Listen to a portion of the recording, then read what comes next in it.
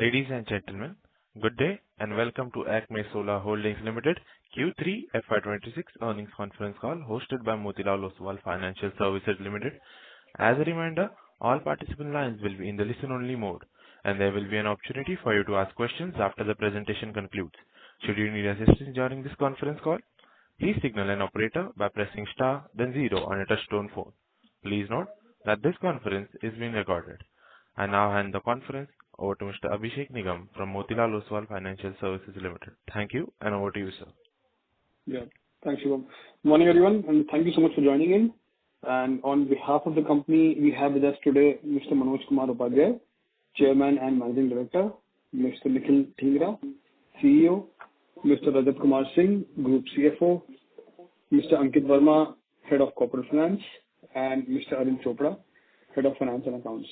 And now, without any further delay, I'll hand it over to the management for opening comments. Over to you, sir. Good morning, everyone. Thank you all for joining us today. I'm Rajat Kumar Singh, Group CFO of the company.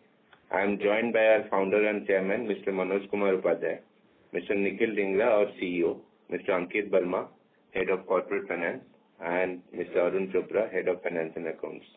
It is my pleasure to share the highlights of our Q3 performance.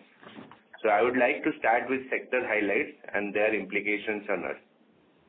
India continues to maintain strong momentum in capacity addition with 30 gigawatt of solar and 4.5 gigawatt of wind addition in 9 months ending FY26, taking cumulative renewable energy capacity to 258 gigawatt. Further, power demand rebounded sharply in December 25 with energy demand at 138 billion units, a 7% year-on-year increase, followed by subdued power demand during April to November 25, when energy demand was flat on account of early monsoon. We expect the demand revival to continue going forward, resulting in increased PPA signings. Further, China has announced withdrawal of VAT export rebates for solar products and phased withdrawal of VAT export on batteries from April 26. While this represents a policy shift, the impact will ultimately be governed by supply-demand dynamics, which we expect to remain favorable for buyers. Against this backdrop, for our FY27 planned contracted capacity of 1.5 gigawatt, we have already procured 1.7 gigawatt peak of modules and a large amount of BESS within the budgeted cost covering about 50% of module requirement and entire BESS requirement, which doesn't have any impact of planned VAT reduction in China. On the orders procured, there is a saving of more than 10% in the overall capex from the budgeted cost. We are pleased to inform we have signed order for additional 5 gigawatt hour of BESS within the budgeted cost. So marginal cost for procurement done post-VAT announcement done in China for both modules and battery is well within the budgeted cost. Therefore, we don't foresee any impact on budgeted cost of Chinese announcement.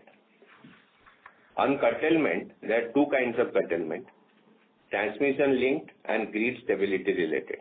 We would like to assure you there is no impact on revenue from grid stability based curtailment on ISTS side, as it's completely protected by GNA regulations.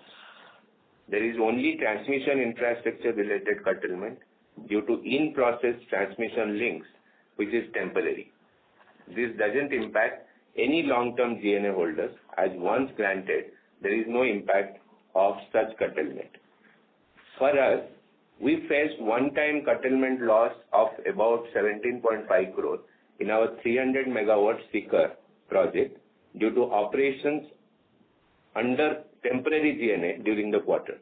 Excluding this, curtailment across the remaining portfolio was negligible, less than 1 crore, reflecting the overall robustness of our asset base. Thus, in all, there was less than 1% of loss of annualized revenue due to curtailment. Importantly, now with commissioning of Narela Khetri line with effect from 14 December 2025, Acme Sikar is operating at full capacity without any curtailment. Now coming to our company's performance. During Q3 to date, we commissioned 72 megawatt of wind capacity, taking our total operational portfolio to 2962 megawatt with EBITDA to capex yield of approximately 14.5%. Cumulatively, with 422 megawatt commissioned year to date, we remain firmly on track to achieve our FY26 commissioning guidance of 450 megawatt with the balance 28 megawatt at advanced stages of construction. Further, as highlighted in our previous earning calls regarding the operation of 1 gigawatt hour of BESS on a merchant basis in Q4 FY26, we are pleased to upgrade this guidance to 2 gigawatt hour of BESS becoming operational in this current quarter and additional 2 gigawatt hour in the Q1 of FY27. Towards this, 1150 megawatt hour of BESS has already been delivered at 3 sites and is at advanced stages of commissioning. With respect to our under construction capacity, we have committed total capex of 8,200 crores, which includes capex incurred of about INR 2,550 crores and purchase order aggregating to about 5,700 crores. Also, connectivity is available for all under construction projects, including unsigned PPAs. We signed PPAs of 450 megawatt capacity, which include 200 megawatt of solar plus ESS with SECI and 250 megawatt FDRE project with NHPC, taking our PPA signed portfolio to about 2.7 gigawatt. The 250 megawatt FDRE NHPC PPA has been signed yesterday at a tariff of rupees 4.33 per unit and is allocated under the green shoe option. Also, we won 130 megawatt round-the-clock project at a tariff of INR 4.35 per unit with IEMC Limited, expanding our under construction portfolio to 4.8 gigawatt.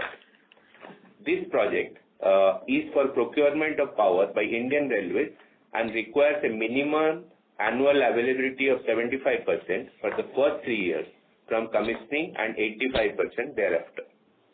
The tariff discovered demonstrates the competitiveness of renewable over thermal power generation at competitive price. With this addition, our total portfolio stands at 7770 megawatt, including 16.0 gigawatt hour of BESS capacity and 5630 megawatt of PPA signed capacity. Now coming to our financial performance, our total revenue for the quarter stands at rupees 617 crore, a 54% increase year-on-year driven by capacity addition and higher CUF. EBITDA margin of 91.5% in Q3 FY26 as compared to 89.6% last year on account of favorable operating leverage and optimized operational efficiency. PAT stood at rupees 114 crore with a margin of 18.4%. Also, we generated cash ROE of 20.6% for December 25, driven by a higher cash PAT following operational capacity additions. In terms of balance sheet strength, our net operational debt to EBITDA stands at 4.2 times. Net debt to net worth stands at 2.2 times. Net debt to net worth stands at 2 times. Coming to our debt optimization efforts, through successful refinancing efforts and credit rating upgrades across parent and subsidiary levels, we have reduced the weighted average cost of our debt of our operational portfolio to 8.45% per annum, down by over 100 basis points from December 24. Also, the weighted average cost of debt for entire outstanding debt covering operational and under construction projects stands at 8.6% per annum. As of date, debt has already been tied up for more than 90% of PPAs signed under construction portfolio. This one excludes 250 megawatt which we signed yesterday. On credit rating front, our 2.5 gigawatt operational rated portfolio, 75% is AA category and balance is A category, underscoring the continued strengthening of our credit profile. Now at last, coming to operational metrics for the quarter. we generated 1567 million units, up over 49% year-on-year. Our CUF improved to 24.3% from 22.7% last year. Further, our grid availability and plant availability stands at more than 99.5%. Now at last, I would like to briefly outline our strategic priorities till FY27. As part of our capacity build-up plan, we intend to execute approximately 1.5 gigawatts of contracted renewable capacity in FY27 and more than 10 gigawatt-hour of BESS commissioning by calendar year 2027. In terms of execution readiness for FY27, debt has been secured for almost entire capacity.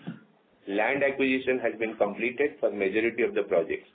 Connectivity is fully secured, and majority of modules and BESS capacities have been ordered and have started delivering at sites and getting commissioned in phases. This level of preparedness gives us strong visibility on timely execution and disciplined capacity addition. As a strategy, we are fast-tracking BESS installment of 10 gigawatt of our FDRE projects by calendar year 2027 to unlock value early. By deploying batteries at existing operational sites, we are optimizing the use of available transmission infrastructure, saving transmission capex of about 20 lakhs per megawatt, and avoiding execution and right-of-way challenges.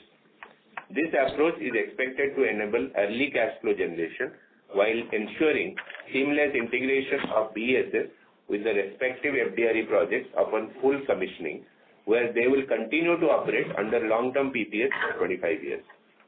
PPA signing continue to remain a key focus area with near-term visibility of approximately 770 megawatt.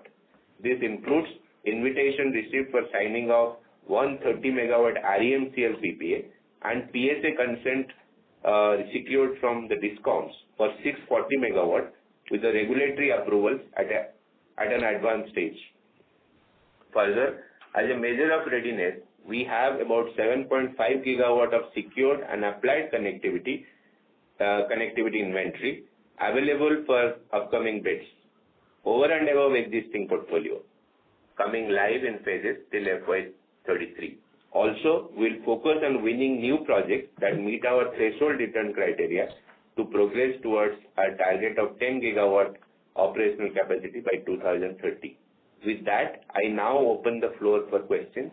Our team would be happy to take them. Thank you very much. Thank you very much. We will now begin with the question and answer session.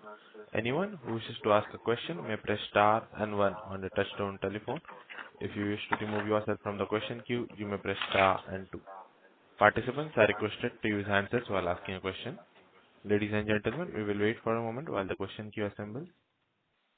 The first question comes from the line of Aniket Mittal from SBI Mutual Fund. Please go ahead. Yes. In your opening remarks, you mentioned that there has been some increase in the marginal cost of procuring modules. If you could just quantify that in the current environment, what is the cost of procuring modules now, and accordingly, what would be the capital cost for us to set up a solar project? Right, Aniket. So, like we mentioned, there is a withdrawal of the rebate, which is different for modules and which is different for battery. So, basically, what we are seeing is there is a marginal increase in the prices of cells, because right now for our projects we need to only procure cells from there. Rest of the BOS is all from India. So there is only impact on the cells to the extent of, you can say, around on an overall module cost, it not more than 1 rupee. Basically, the impact of this change is only 1 rupee if you look at the landed cost of modules for us, because there is a China procurement, there is a FT procurement. So suppliers are able to supply from either of these, and we look at the overall landed cost to us, which is not more than 1 rupee, and from our budget it is let's say less than by 1.5 rupees even after this increase.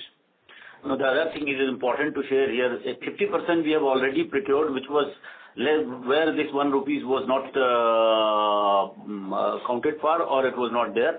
So technically, 30 to 40% of our additional capacity, this 1 rupee will be applicable.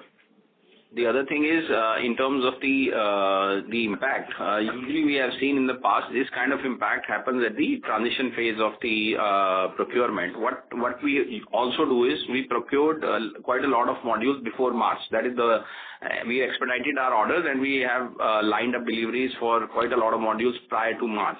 And of course, there will be a disruption, and there is a Chinese New Year coming up in February. So usually we see that these kind of disruptions are caused to increase prices of Chinese products, which basically even out as we go in supply and demand, because ultimately this is all driven by their regulations. There is no change in their supply demand dynamics. So this is temporary, because there is of course a glut there, and we don't see this impact of even 1 rupee lasting for more than a couple of months. Okay. Just to understand from an overall capital cost perspective, what would be the capex per megawatt on which you can set up a solar plant on the current prices? So it was, let's say, around 3.3. It would have gone to 3.35. Yeah. This is on a DC basis? Yeah, on a DC basis, yeah. Okay. And this includes soft costs? Every cost, yeah. All the cost. And sorry, just to clarify again, this is for a non-tracker system? Yeah, we don't do no trackers. Okay. Just, one more question was, our wind project has delayed quite a bit, and while you've been commissioning, it's taking us some time to commission. Could you just highlight on that? When do we expect this project to get completed and the reason for delay? Yeah, sure. So wind project is expected to be completed in February, early part of February. So the reason for delay was there was a sand mining sand mining ban in Gujarat, which was there, due to which you could not take the sand from the neighboring areas, which impacted this in the last phase, in the last couple of months. But of course, we have overcame that kind of issue, and we have been able to build it within the timelines. It basically, in terms of pathways and the rains, of course, so there were extended rains last year, which again impacted the timeline, because we have basically seen that the pathways construction is almost like a right-of-way construction in wind, which is like building a transmission line in solar. So it takes time, and of course we got extension also because of these reasons, and that is and we are building within those timelines. I got that. I'll join in the queue for follow-ups. Thank you. Thank you. Thank you. The next question comes from the line of Mohit Kumar from ICICI Securities. Please go ahead. Yes, good morning, and thanks for the opportunity. My first question is on the 250 megawatt you signed yesterday. Is this 250 megawatt is part of the NHPC where you have signed the green shoe capacity? And can we expect this entire capacity to be commissioned in the F28? And related question is, have you given a discount on the initial numbers? I think the rate was 4.56, right? If not wrong, yeah. So just to answer your three questions, the first two are yes, the green shoe is part of the original capacity allotted, and of course it is expected to be commissioned in FY28, definitely. And of course on the tariff discount, yeah, there is a discount because there is a impact on the ISTS charges. It could be there for discounts because of the delay in PPA signing. So there is some discount there, which is to factor in those charges which the discom may face. Have we got the discom approval or discom PSA signed for this 50 megawatt, or is it still awaiting? Yeah. See, the process is that the PSA gets signed between NHPC and discom, and then the PPA gets signed between the NHPC and us. So both of these activities have been completed. The only thing pending is the regulatory approval from Punjab regulator, and also similar thing from the CRC. But the PPA has been signed with NHPC, and the PSA has been signed between Punjab and NHPC. Understood, sir. Can you please help us with the COD for 680 megawatt and 190 megawatt FDRE projects? Right.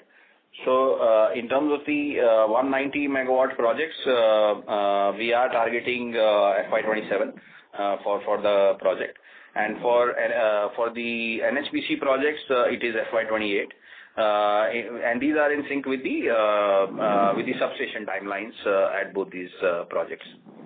Understood. My last question, sir, how do you see the impact of the new DSM regulation, which are going to kick in from April 26, and our preparedness as an industry? Yes. So there is a lot of deliberations happening on this DSM regulations at all the industry forums, at the Power Ministry, at the Renewable Ministry, and it is a matter of a high discussion, and all the top decision makers are apprised of the difficulty which the wind projects primarily may face more than solar. And of course, the thing is, you can overcome this. Of course, it is coming in phases. There is, as you know, it is coming in phases till 2030. The thing is, with batteries coming up, the overall instability caused by the renewable power will reduce. So there is a lot of emphasis on installing batteries on the existing plants. So that is, so Power Ministry and MNRE are together working on resolving this issue. There are a couple of solutions being floated around. One is that making it prospective and not retrospective. The other solution is being contemplated is to install batteries at the existing plants to take care of the unpredictability of the radiations and these wind flow. So, and of course, allowing that excess battery to be sold in merchant to compensate the developer. So different solutions are being worked out for wind and solar, and also looking at the prospective implementation. So this is something being happened. In terms of solar, it has a much lesser impact as compared to wind. And the other thing is, it is not impacting on the battery-based projects because they don't have such problem. Yeah. So it is also very important to note that most of our projects in Rajasthan, they are all being fitted with the battery. So technically, in all those projects, there will be hardly any impact because the battery will be able to take care of that. Understood, sir. Thank you and all the best, sir. Thank you. Thank you. The next question comes from the line of Akash Mehta from Canara HSBC Life. Please go ahead. Yeah, hi sir. Thank you for taking my question. First, just wanted to check in terms of the battery, in terms of your capacity addition of 2 gigawatt hour that has happened. How much? I mean, in terms of profit, if you look at the run rate is about 2,100 crores, right? In terms of operating profit. So how much this could kind of the battery projects could kind of add in profit if you just help us understand in terms of 1 gigawatt hour if you sell it at in merchant in terms of next couple of quarters. Right. So 1 gigawatt hour of battery results in around 170 crores of EBITDA if operated for 12 months. And this is assuming a 5 rupee arbitrage between buy and sell price. So that's the broad maths. Okay, I think that's quite helpful. And if you, I mean, next year, I mean, going into fiscal 27, you mentioned 1.5 gigawatt will be added, right? I mean, for Acme.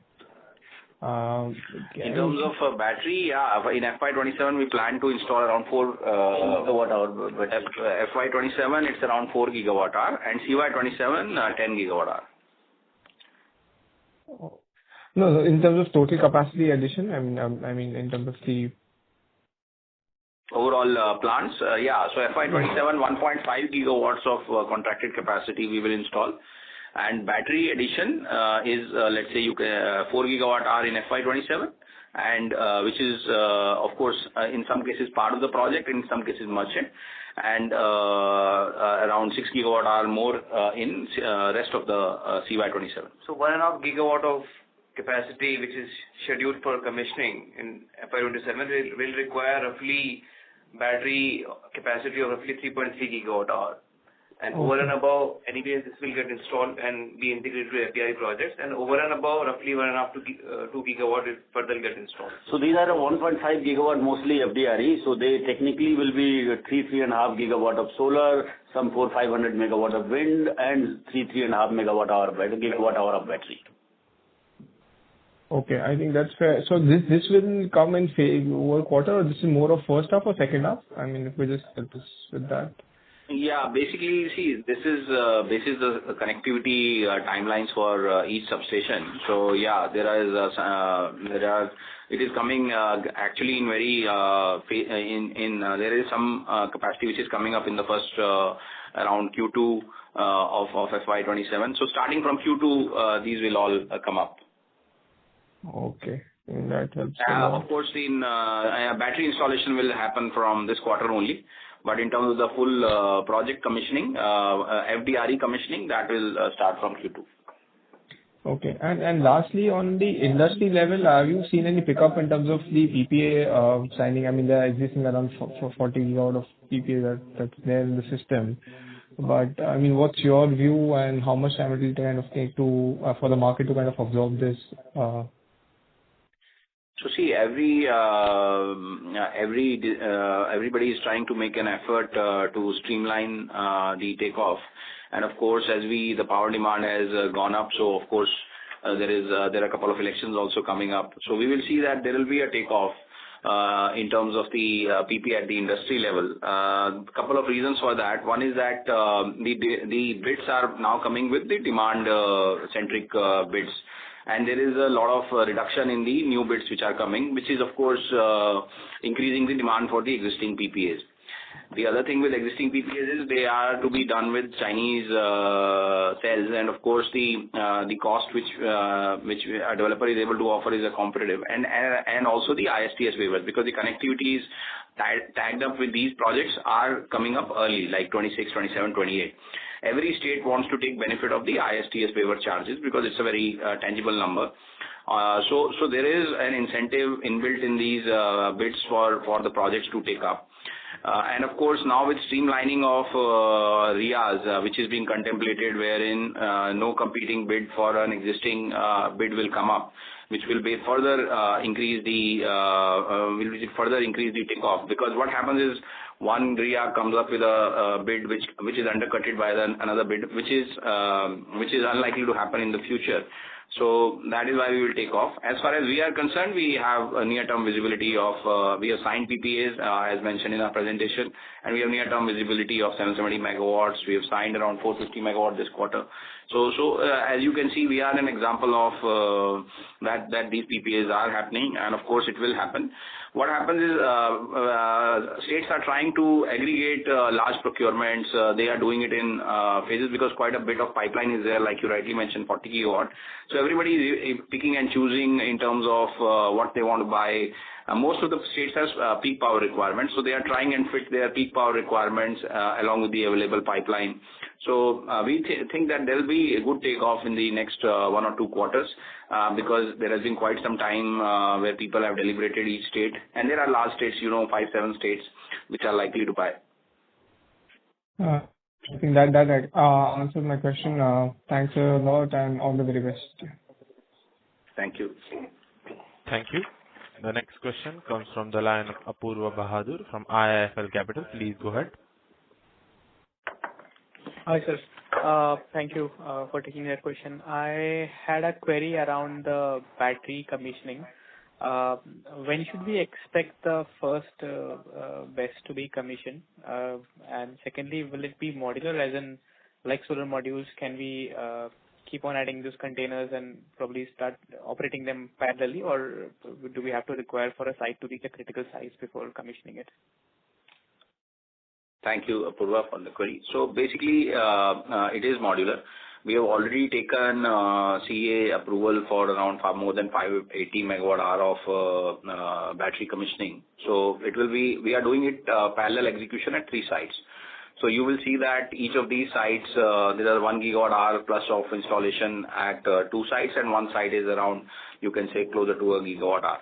So at each of these sites, we will take them to the 4 gigawatt hour, which we spoke about in the next, you can say, 6 to 9 months, starting from this month, February. Starting from February. So it is modular. The only thing which you need to do is just call, we need to take up the CA approval, which we can do in phases. There is a 7-day prior notice which you need to give for the approval. It is completely modular. What you need to have is basically the transmission infrastructure to enable the supply of power, which we have at all places. So the long lead item which is required, which is the transmission connectivity, which we have at all sites. So that is, rest of all is modular. The battery, the PCS, the electrical infrastructure, that is all modular. So we are starting with the 500 megawatt hour, as Nikhil mentioned. So every, at 3 sites, the capacity is around 100 to 150 megawatt to start with, and we'll keep on adding more and more batteries as they are coming on the site. And in this process, we have to just inform CEA to come and visit at every time when we add. Just to add on this, we have 1.2 gigawatt hour lying at our sites, out of which we have taken approval for only 600 odd megawatt hour. So you will see that we will take more and more because it is all modular, and of course it is helpful for the grid. So and we have got approvals also, the connectivity approvals. But of course, since we are doing the charging at large scale, it will be done in phases. And sir, we'll be charging these using the merchant power. Yes. For time being, till our time our FDRE plants come up, we'll be charging using merchant power. You're right. During solar hours. Sure. Also quite commendable. I think we managed well on the curtailment side. Industry has been suffering. Would be curious to know about this revenue recovery on CTU curtailment. Who will pay? Right? Is there a clear structure that the DISCOMs need to pay even if it's a grid stability related curtailment, or there's any other mechanism? Secondly, are we receiving those payments or sitting in our receivables? So we are receiving those payments. How it works is this is part of the ancillary regulations of the transmission guidelines. What it means is that for the stability of the grid, they can do a trans down.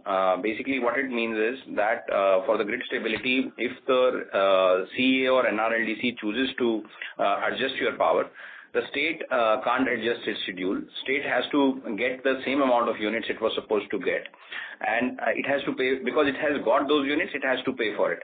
So there is we don't have to adjust our schedule. We are also paid as per our schedule. They didn't end up, and both sides are therefore supplying and they are taking, and our bill does not get adjusted because this is done purely to adjust the grid stability. So there is a very clear regulation. Nobody even, the state doesn't know that we were being curtailed also because this is completely done at the central grid level, and the state has no involvement in this whole trans down scheme.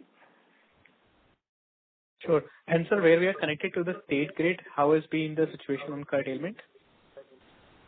So state grid, of course, we are trying to get the similar regulation done in their transmission rules, because generally what happens at the state level, the transmission and GenCo both are owned by the state government. So there is a common officer or the regulator who is taking care of that. So there is actually a very minor curtailment which happens in the state, which we have mentioned that it was around less than 1 crore on the state level portfolio. So there also the regulator is sympathetic to this cause, because now states also have significant solar assets which are also impacted, and they are trying to put up a lot of batteries at state level, as you know, with the VGF which is coming up at the state level. So we see this again as a temporary problem because states have aggressively picked up the batteries, so there will be less inability they will have to adjust their grid. So there is an impact in Rajasthan, but which is very minor, and of course we are trying to solve it regulatory, and states are themselves trying to solve it through batteries. Okay, fair enough. So last question from my side, and this pertains to the other entity, promoter entity which houses the green hydrogen business. Understand that we have won a couple of sticky auctions. Any update on that, as in how should we expect the build out over there? And secondly, will there be any sort of arrangement between Acme Solar and Acme Cleantech of sale of power, and how would that work? Right. So see, we have won the auction, and of course there is that GAPA which is going to get signed. So it is of course not yet signed, and there'll be in a quarter or so it may get signed. In terms of the, so they will make their own arrangement regarding power, in terms of the power. There is no requirement from our side to supply that power. Of course, they will be buying through various mechanisms, including procurement from RIAs, including their own capex, and maybe from C&I, because it will involve some bit of connectivity sharing. So that's the broad. We have not yet evaluated in detail whether it makes sense for us to supply or not. So we will be able to tell you once we make that analysis. So right now there is no plan to supply to them for that power, because there are certain regulations which we also need to see. They will need to see in terms of the EOUs, in terms of the NFE. So it is evolving space, because there are a lot of regulations which are enabling the green hydrogen today in terms of transmission waiver, in terms of these export-oriented units. So I think that regulatory framework is still getting frozen. So they have not yet. Of course, there is a lot of connectivity available with them. So they can do their own power also. So there is no decision as of now whether we will be supplying or not, because we have our own capex plan. We have our own sort of demand coming up from the utilities. So there is no decision that we are going to supply to that company. Understood, sir. Thank you very much. Thank you. A request to all participants, please restrict your questions to 2 per participant. For more questions, please rejoin the queue. The next question comes from the line of Dhruv Muchal from HDFC AMC. Please go ahead. Yeah, sir. Thank you so much. I had a structural question on the curtailment thing. While we understand how it happens and all those, but the point is, assuming that India keeps adding about 25-30 gigawatt and probably even more annually, and your demand grows by about 12-15 gigawatt on an incremental basis, there is an excess of solar supply every time. Probably batteries will address it to some degree, but then there could be timing issues, the cost issues, and multiple issues. So it seems this curtailment thing, unless I'm wrong, this curtailment thing could be a bit structural. Just wanted to understand, is it fair to assume a 5 or probably 10% impact on revenue because of curtailment for future projects, or you already build that in when you forecast in terms of how your IRRs are going to get built up, or the whole understanding itself is wrong? See, Dhruv, you are right on the numbers in terms of the structural, but how it works is the regulation, basically it's a regulated sector, right? So you are right in terms of the let's say supply demand maths, and of course there will be an impact of battery, which you rightly said it will be adjusted. But the thing is, there is a difference between curtailment and payment. So in terms of our revenue, because of the regulations, there is no impact, because this was made keeping in mind the must-run status of renewables, keeping in mind that the revenue need to be paid, because nobody is at fault here in terms of the developers. So there will be no revenue impact, of course, on the nets, and the states also, and the buyer will get whatever units they are getting, because it's at the central grid. It is not a one-to-one correlation between the supplier and demand. If it was a one-to-one correlation and we were not on the national grid, let's say it was a C&I thing, which is the buyer is curtailing us, that is not the case. It is a grid stability thing. So even despite this supply demand, there will be no impact on the revenues. No, the other thing I think you should know, Dhruv, that the government is adding, government and state, central government and state both are adding large amount of the battery. And these batteries, what they are doing is, as you rightly said, 12 gigawatt. Even if you add 25 gigawatt of solar, if you add enough battery, technically it is 6-7 gigawatt of round-the-clock power. So what most of the states are doing, they started with 2 hours of battery, they now 4 hours of battery, now they are talking of 8 hours, 10 hours of battery, as the battery prices have come down.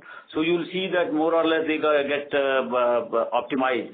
And the government is also thinking this by giving them this VGF.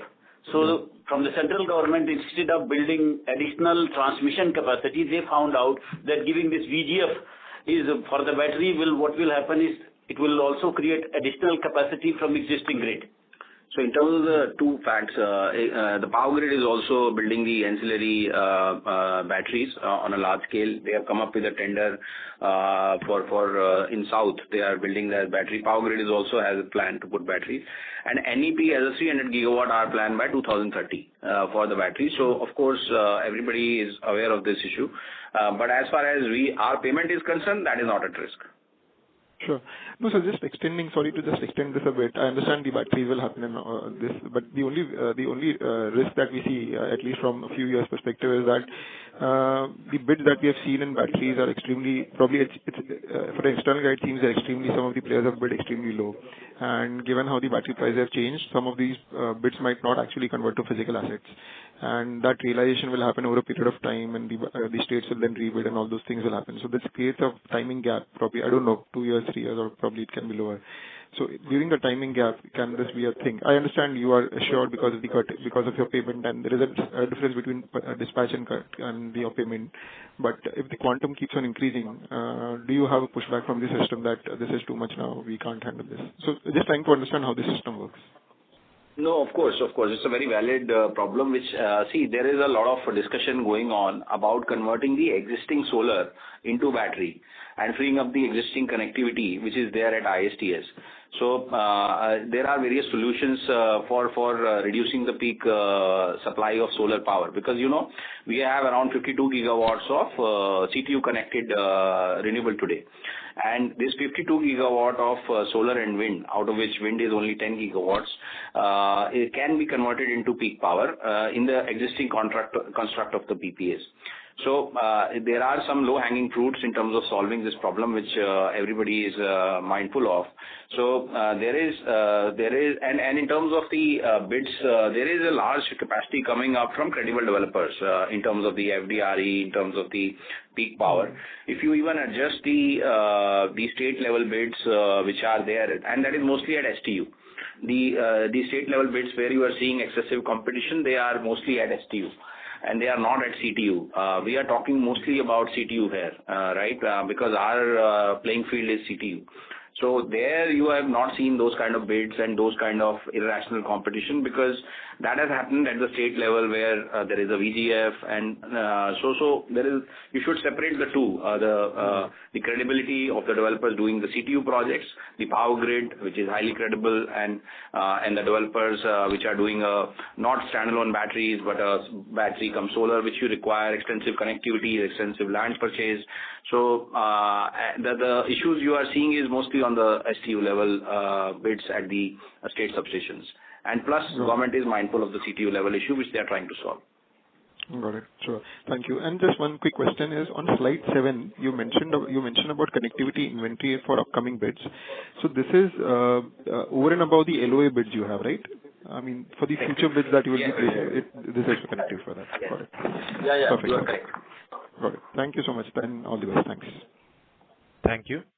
The next question comes from the line of Nikhil Abhyankar from UTI AMC. Please go ahead. Yeah. So, a couple of questions. So, first related to the BESS system. So, what are we exactly targeting over here? Will we look to cater to both the morning and the evening peaks? Will we be able to do any turns more than one through the system? Yeah, we can do that both. It depends on, because what we are trying to get is, we are trying to get arbitrage of the cheap power versus the peak power. So if the morning arbitrage, for example, in the morning time, solar time, we charge the battery, we will be able to do in the evening. Even the night time, especially between 12 o'clock to 2 o'clock, if again the power cost goes down, we can charge it and do it in the morning. So we are flexible. Our batteries, actually, they are designed to work for 2 cycles. And this guidance of 170 odd crores was based on one turn or more than one turn? Yeah, it is based on one. If you do 2, it will be double. Sure. And so, just a continuation to that, will this early commissioning for BESS system impact or IRRs for which the BESS is being procured? I mean, the life of BESS system is considered to be around 11-12 odd years. So early replacement, will it impact the project itself, the project IRR? No. No, it is not. In fact, today's modern batteries, they are actually designed for 18 to 20 years. And in fact, they are designed for 1.6 cycles a day. 1.6 cycle a day means someday 2 cycles, someday 1 cycle. In our business model, normally we have kept it 12 to 13 years of replacement of the battery. So technically, we are not affected for 1 year, 1.5 years of this operation. And in terms of the battery replacement, when we talk, it is a cell replacement only. The associated infrastructure does not need to be replaced. And secondly, when we are realizing revenue early, we are making a good IRR on that particular capex. So that will also add up to the utilization, because this is good EBITDA for the capex done.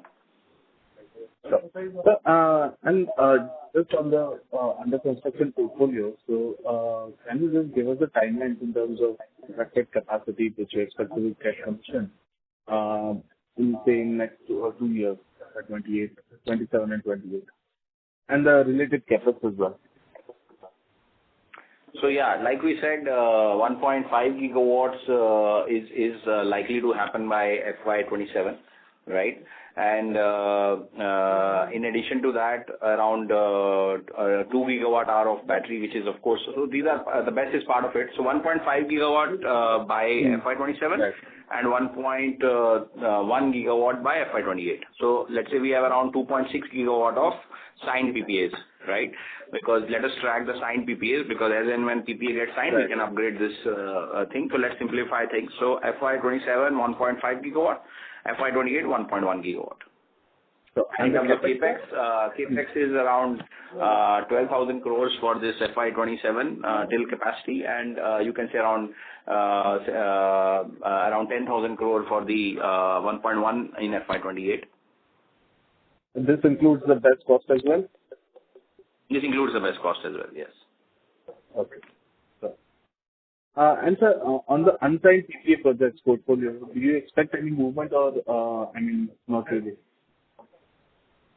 No, we do expect a movement. We have tried our best to accommodate the status also in the presentation.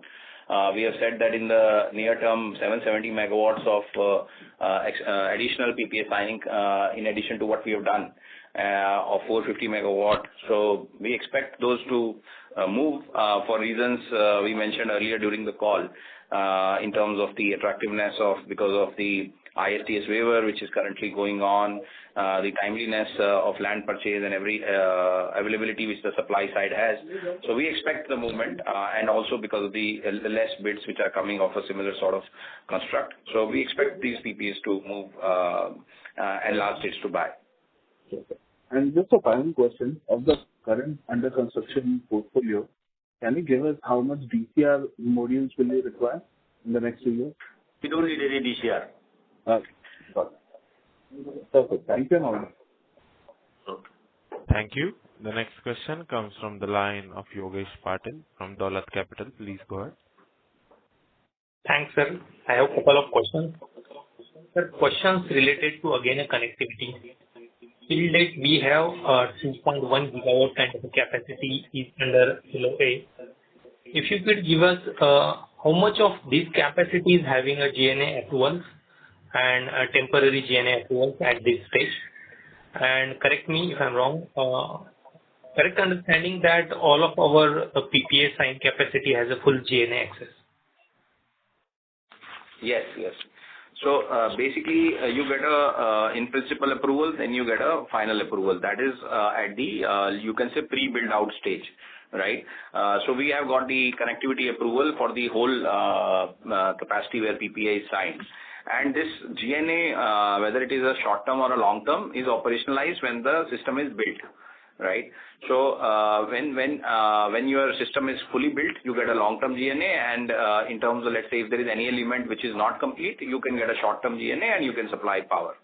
So this connectivity agreement operationalization is signed when it is built out.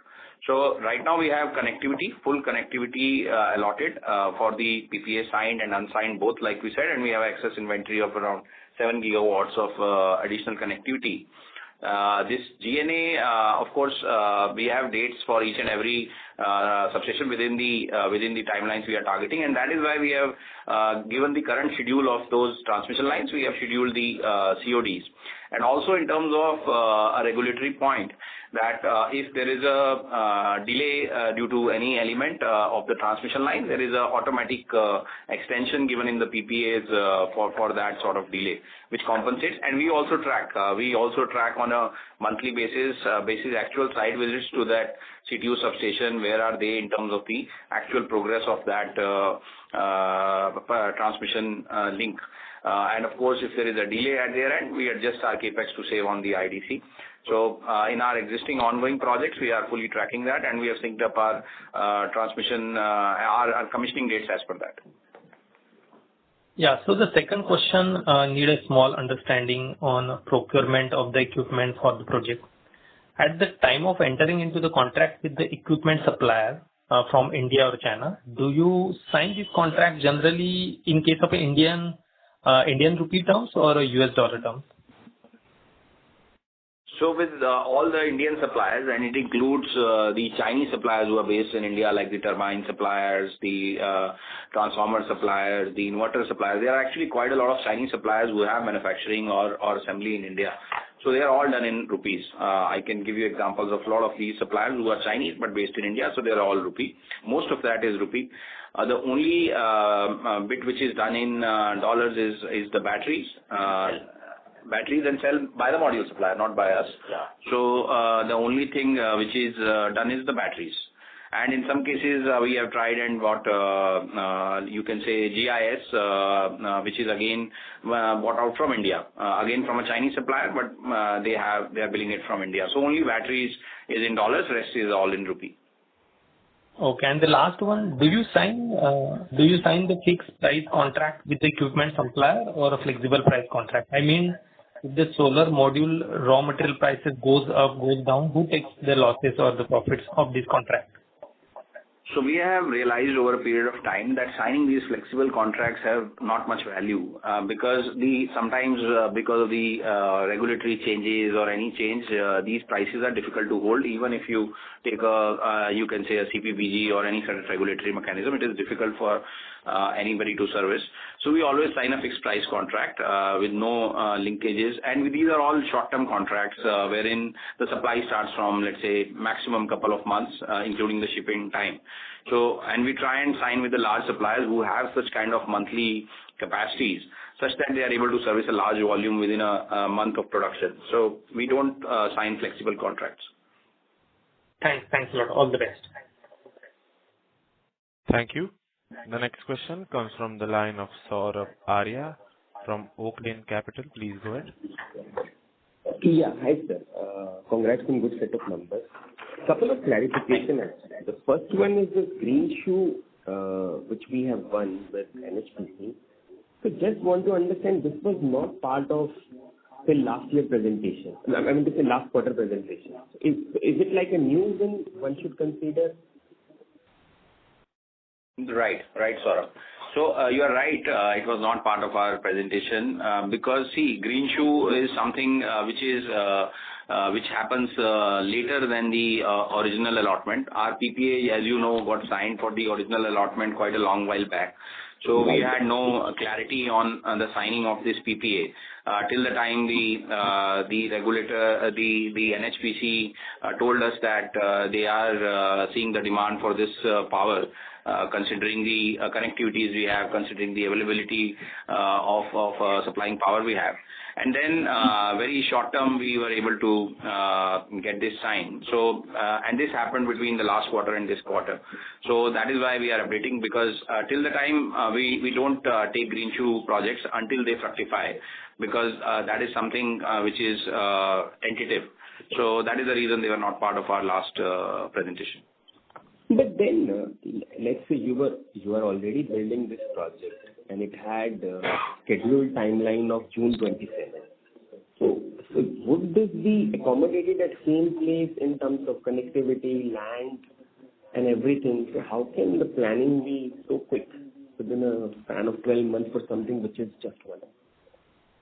So see, as we have told you, we have got connectivity for even 7 gigawatts post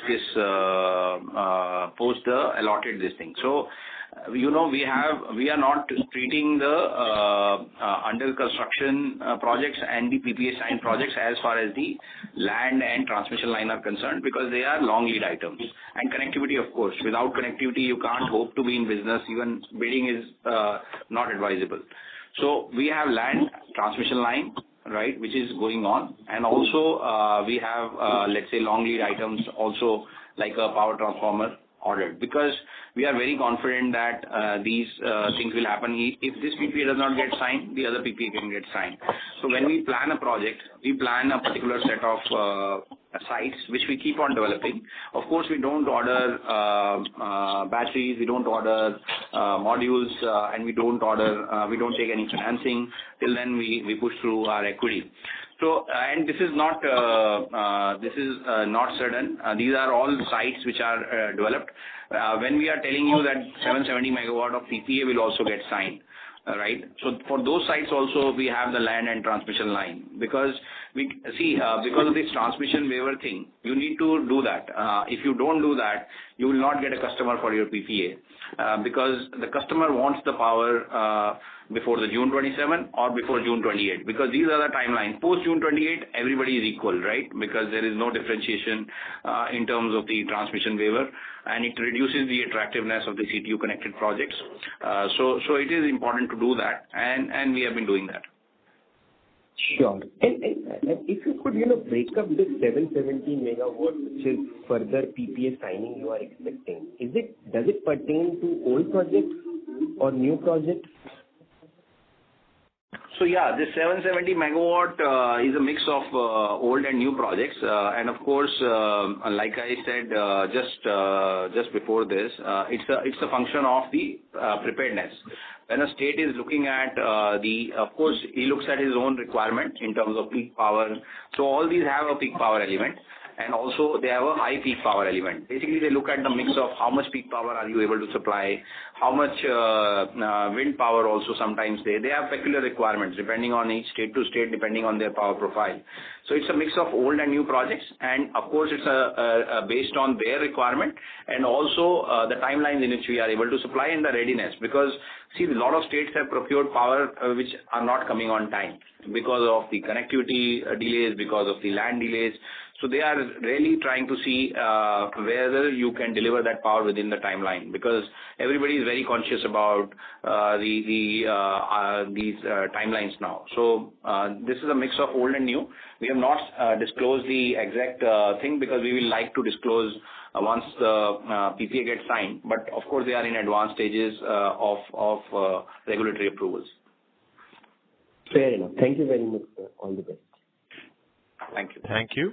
The next question comes from the line of Pradyumna Chaudhary from JM Financial Group. Please go ahead. Yeah, hi. Thank you for the opportunity, sir. Just one question regarding the project cost, like in your PPT as well, and in your opening remarks, you spoke about the equipments currently being ordered within the budgeted cost. So what really do we mean by this budgeted cost? Like what sort of target IRRs or the budgeted project IRRs are we assuming that would help us get more sense of the kind of prices we are bidding for? Right. Sure. So we take care of high teen returns. That is the threshold. We have that we don't bid for anything lower than 16% return. I think we mentioned that in the past also. So high teen returns is our threshold. And when we look at, for us, let's say a 1.5% movement is a very significant movement in IRR. So when we say there is no impact, it is less than that usually. And in terms of the capex, so like we said, we have changed our strategy basis, let's say preponing the batteries to utilize that capex.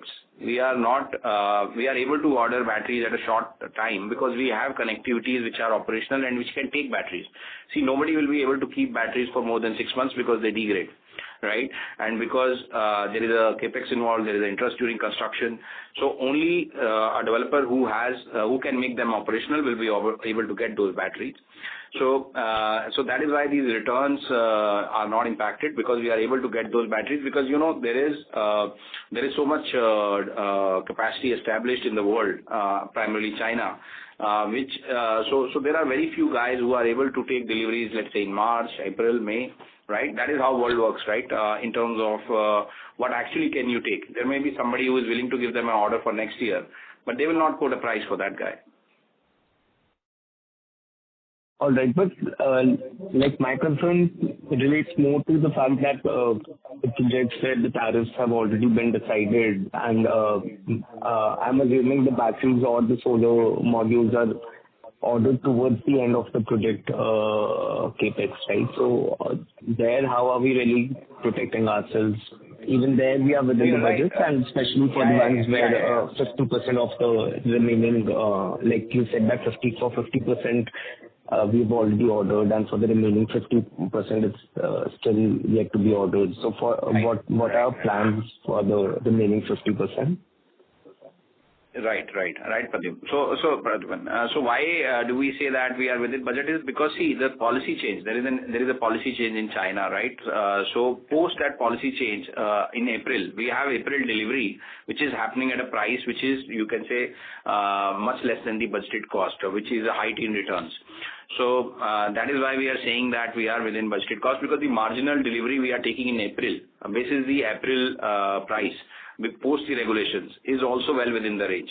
And 50%, of course, we have procured where we are installing them. That is well within the range also. So that is on that basis we are saying that we are well within the budgeted cost. Understood. And on the PPAs, I believe now around 800 megawatts to 1,000 megawatts is what we don't have near-term visibility, right? Like where we are yet to sign the PPAs and there's no near-term visibility. So what sort of timelines are we looking there? Like especially when you say that we have a near-term visibility for, say, around 750 megawatts.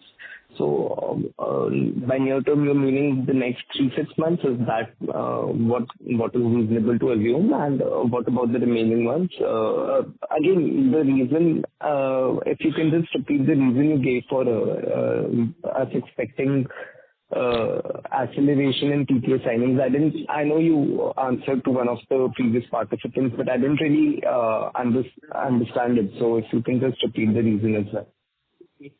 No problem. Completely understand your query.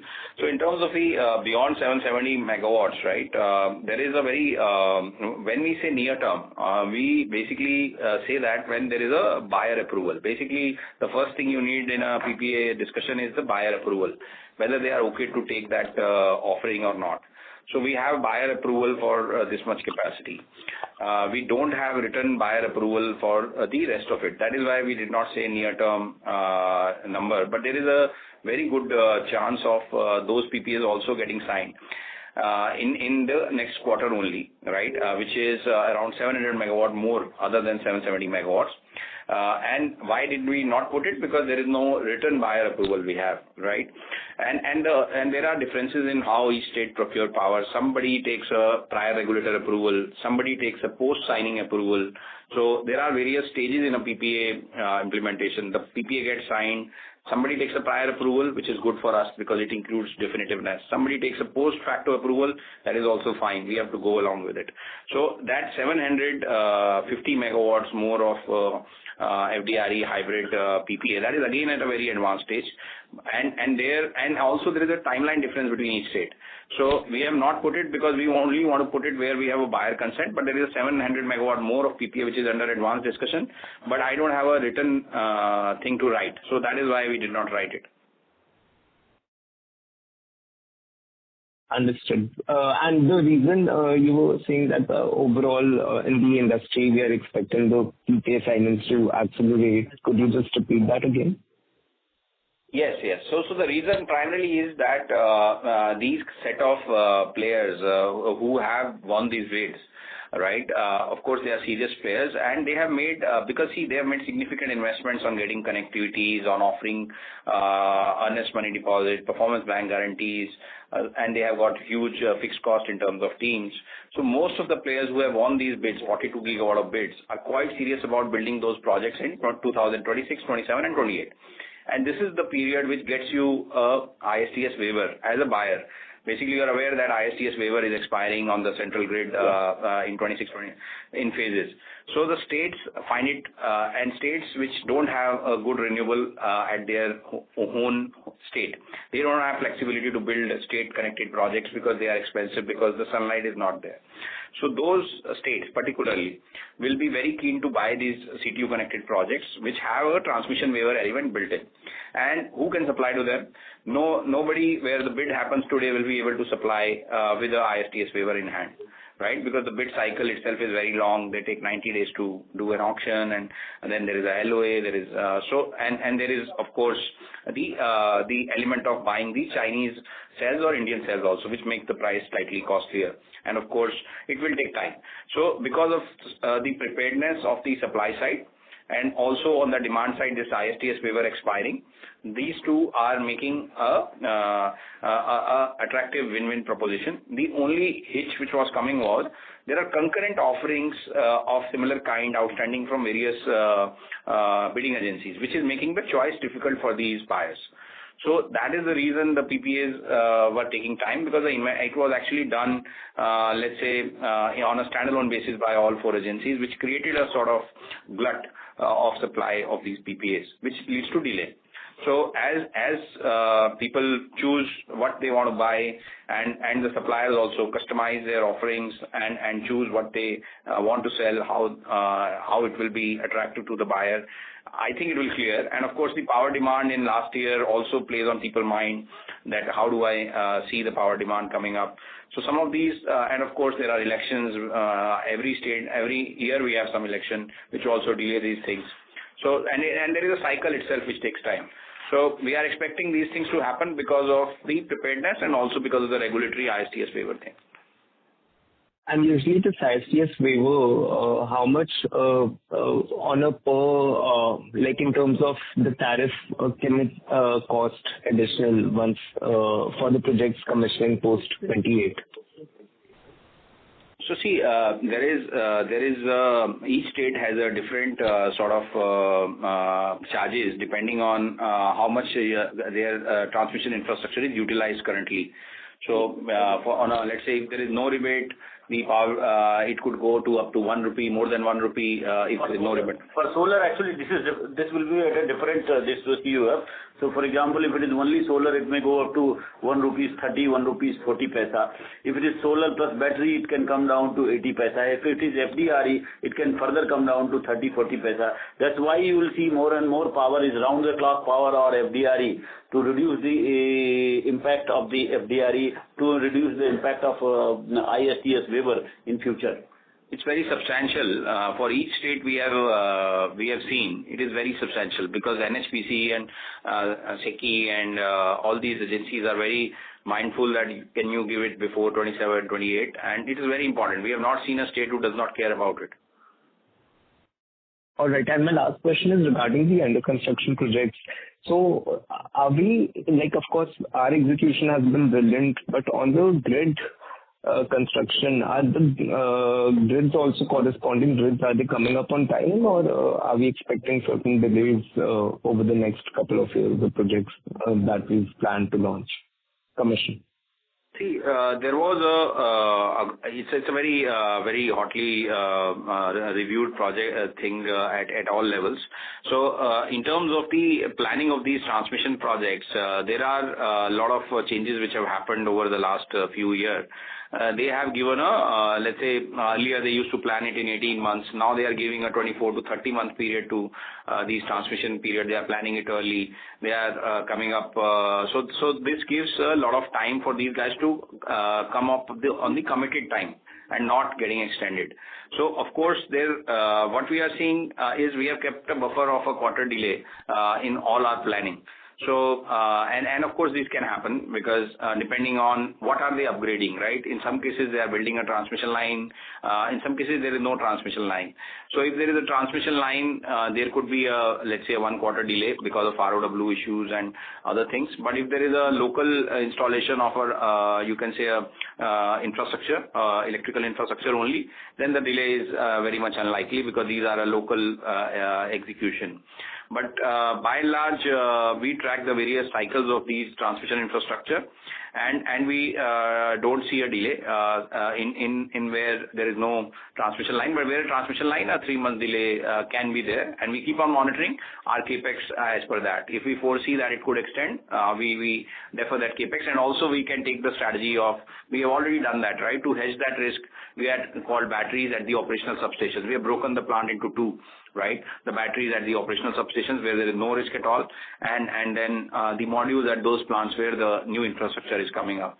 So you can take multiple ways to solve this problem because this is beyond our hands. All right. Thank you and all the best. Thank you. Thank you. Thank you. Ladies and gentlemen, due to time constraint, that was the last question for the day. I now hand the conference over to the management for closing comments. Thank you, and over to you, sir. I would like to thank you. Thanks to all of you that you had a very, very important question you asked us, and I hope my team must have given you the inputs. If there is any further input, we will be very happy to provide. We can assure you that we are working on the technology, we are working on the execution, we are working with the government on the policy advocacy, and we are also working on the regulatory framework. So as a company, we believe we are not only just doing execution, we are also creating a policy framework for entire industry, and we are also doing something on the technology side.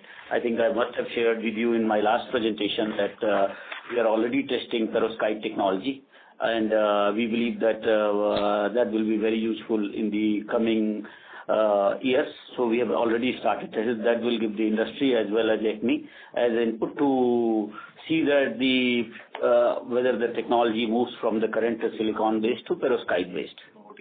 We are also doing robotic installation. That is one of the challenge in this industry. If you want to increase from 1 gigawatt or 2 gigawatt per year to 5 gigawatt per year, one of the biggest challenges in the industry was how to install 5 gigawatt, 6 gigawatt of modules manually. So this year we are doing automation of that. We have created a very special, innovative, very special team only focusing on the future technology which can help us to install without the manpower. So that's a robot. We are doing that automation and implementing robotic. That's the second thing we are doing.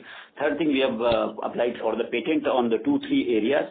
That is also one of the significant improvement by our R&D team, where we will be working on the optimization of the battery, renewable, wind, so that we can provide almost like a base load power to the base load power, similar like nuclear or similar like this one, and much cheaper than thermal or nuclear. So those are the areas ACME always is known to work on, and I can assure you will be continuously working and taking it forward. Thank you. Thank you.